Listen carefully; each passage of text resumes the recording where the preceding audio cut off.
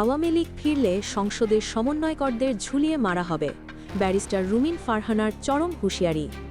ব্রাহ্মণবাড়িয়া ২ আসনের স্বতন্ত্র সংসদ সদস্য ব্যারিস্টার রুমিন ফারহানা আজ সংসদে দাঁড়িয়ে জাতীয় নাগরিক পার্টি এনসিপি এর সমন্বয়করদের বিরুদ্ধে অত্যন্ত কঠোর ও চরম হুঁশিয়ারি উচ্চারণ করেছেন।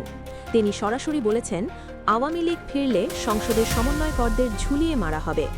রুমিন ফারহানা আরও বলেন, সমন্বয়কররা সংসদে গিয়ে যে বিশৃঙ্খলা সৃষ্টি করছে তা আর সহ্য করা হবে না।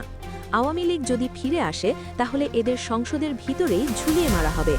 এরা দেশদ্রোহী, এরা রাজাকারের উত্তরসূরি, এদের আর কোনো ঠাঁই নেই বাংলাদেশের সংসদে। তার এই ঝুলিয়ে মারা হুঁশিয়ারি সংসদের তীব্র উত্তেজনা সৃষ্টি করেছে। অনেক সংসদ সদস্য এই ভাষাকে অসংসদীয় ও হিংসাত্মক বলে প্রতিবাদ জানিয়েছেন। রুমিন ফারহানা আরও বলেন, এদের মুখোশ উন্মোচিত হয়েছে। আওয়ামী লীগ ফিরলে এদের প্রথমে সংসদ থেকে বের করে ঝুলিয়ে মারা হবে। এদিকে জাতীয় নাগরিক পার্টি এনসিপি নেতৃত্বের পক্ষ থেকে এখনও কোনো আনুষ্ঠানিক প্রতিক্রিয়া আসেনি। সামাজিক যোগাযোগ মাধ্যমে নেটিজেনদের মধ্যে তুমুল বিতর্ক চলছে। কেউ রুমিন ফারহানার বক্তব্যকে অসভ্য ও বিপজ্জনক বলে সমালোচনা করছেন, আবার কেউ কেউ এটাকে সত্যের সাহসী উচ্চারণ হিসেবে দেখছেন।